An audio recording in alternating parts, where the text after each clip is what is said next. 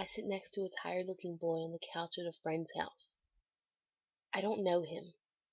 He glances at me and closes his eyes slowly, smiling. I watch him with a sideways glance, and I don't understand why he makes me feel so at ease. His blonde hair lays straight and long, caressing his shoulder blades, and suddenly it's all I can think about.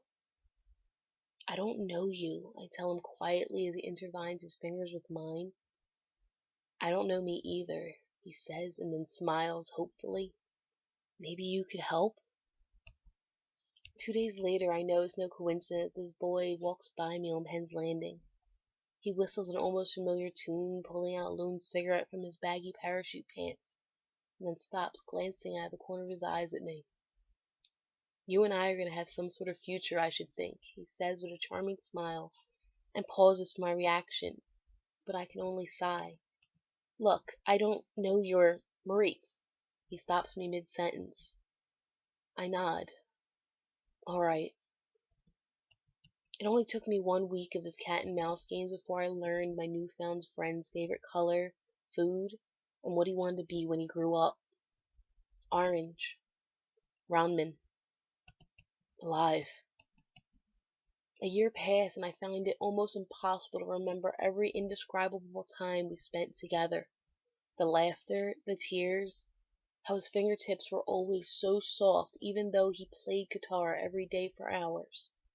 The way his left side of his mouth always rose in a smile before the right side. I should give up on trying to remember everything. I know I never will.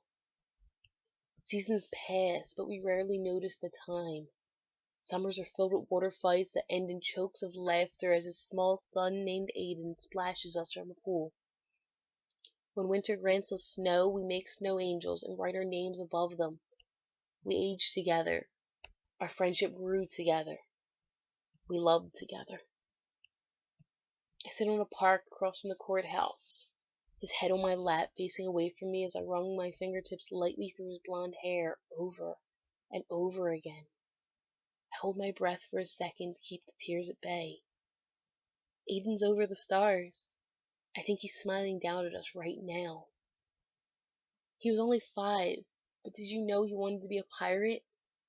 I thought I was the only strange kid at that age who wanted to grow up and be a pirate. His voice is just a whisper. I can tell he's choking back the tears. Feeling a few tears slip down my own cheek, I smile. Hey Mar, if I had a choice in life, it would be to sail the seas with you and your lowly private crew forever. He lets out a short laugh, but I knew he was sobbing. I messaged him a week later about how I was worried about him, about how I wanted to help him if only he would let me. He told me I had already helped him. He told me he loved me so much, and he asked for me to remember that. I just smiled while messaging him back, asking if he planned to go somewhere. He didn't answer me for 5 minutes, so I pushed, asking for him to talk to me. But he said there was nothing to say. I remember sighing to myself as I typed, "There's always something to say," and suddenly he got offline as I sent him, "I love you." But for some reason, unlike many other nights, the words of the message unsent haunted me.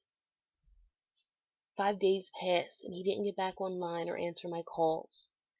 My messages to him, left to only voicemails, went along the lines from our friendship took from the beginning, starting out with angry and annoyed, and ending up with hopeful and making jokes in hopes he'd answer. When a week hit, I suddenly signed onto my email and realized he sent me a message that night that he signed on. Glancing through for a simple explanation for his disappearance, I broke down and cried. It would have been 7 years of our friendship that April. He celebrated it by sending me his suicide note.